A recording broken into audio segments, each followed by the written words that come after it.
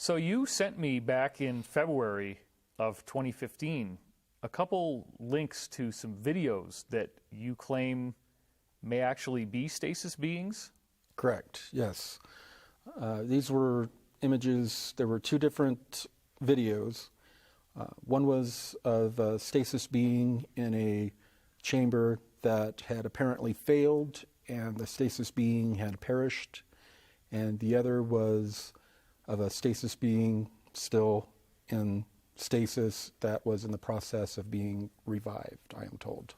What are we going to see here with this first stasis being? The first one we're going to see is the one of the failed stasis chamber and the one where the stasis being had perished. Okay, so let's check that out now. So what's up with the goldfish on his chest that's got the Sumerian cuneiform writing on it? Is there a connection to Sumerian somehow, you think?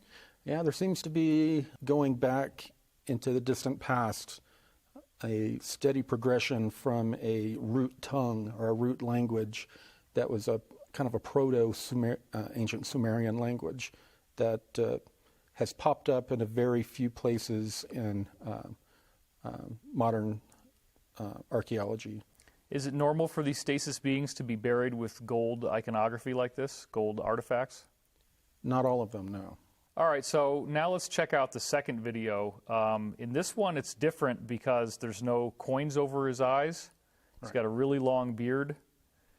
So what are people about to see in this video? Do you think this guy actually is in stasis, or do you think this is another failed one? This appears, if it is indeed genuine, that they're in the process of coming out of stasis, like they're being revived.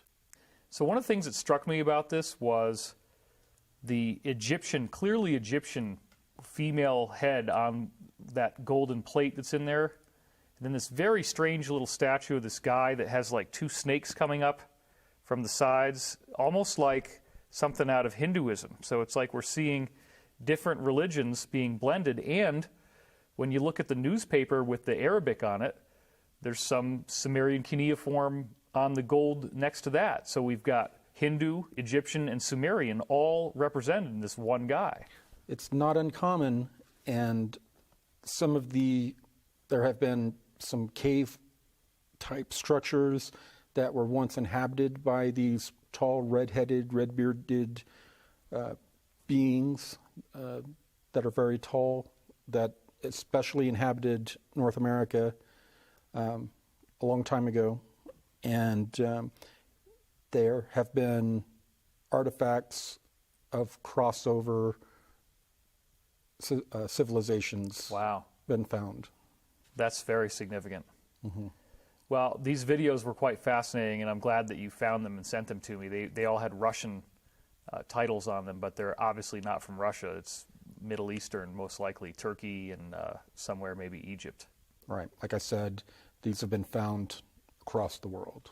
Well, this has been a very fascinating subject. I don't think I would want to put myself in stasis, but I can understand why, if this big energetic change is coming our way, is so amazing to these people, that they would want to do something like that and be ready for the big show.